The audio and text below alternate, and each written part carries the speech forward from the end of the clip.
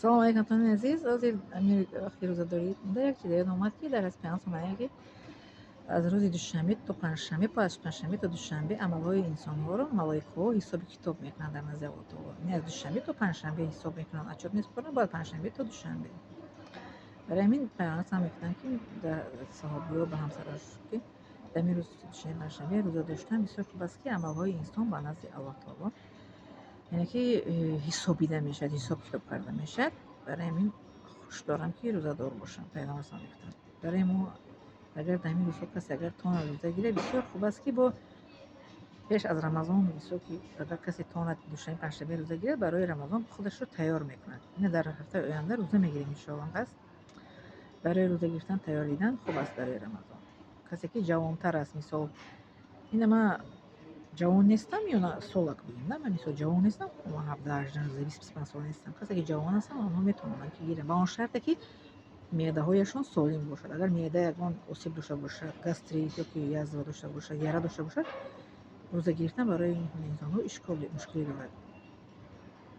برای همین یا که انسان که بیماری قند دارند، یا که انسان هایی که میمکانند کودک شیرمک دارند، یا انسان هایی که حامله دارند، مادر و زن ها مثال، برای اینها روزه دوشنبه پنجشنبه هم ممکن است و رمضان در پیش میآید. رمضان هم اینچون از آنها میشد، از کلان ساقی میشد.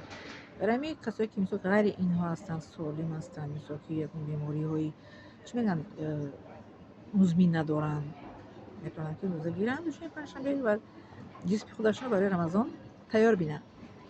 چرا که ما پیش از عید رمضان قربان خونه رو تازه میکنیم، هم اینجور تعمیر میکنیم، سال میکنیم که برای که آدما بیاین عید کنیم یا خود عید گرده کنیم. یعنی پیش از رمضان هم اگر یکون روزه گیره آدم تیاری بینه برای رمضان خوب است. بو بینه که بعد از رمضان با ما 6 روز دیگه روزه میگیریم، نه برای که بینه در حال مو نمیشه که بعد روزه دیگه روزه نگیریم. اینم حکمت دارد 6 روز روزه. این مجبوری نیست که اختیاری است که 6 روز روزه پس از ماه شریف رمضان میگیره. این برای تو اینکه ارگانیسم با حالت دائمیش برگردد. بله، برای که یک ماه روزه میگیریم معده درونی ما مثلا باید که با گشنگی عادت میکنه، بعد در حال ما رو با خوردن باید که چی نکنیم، عادت نکنیم که مثلا دشواری برای عضوهای درونی ما مثلا که چی میگن دچار شود با دشواری. برای همین بعد 6 روزه میگیم با گشته عضوهای درونی ما عادت میکنن و چی میگن اصل پیشینش برمیگردن.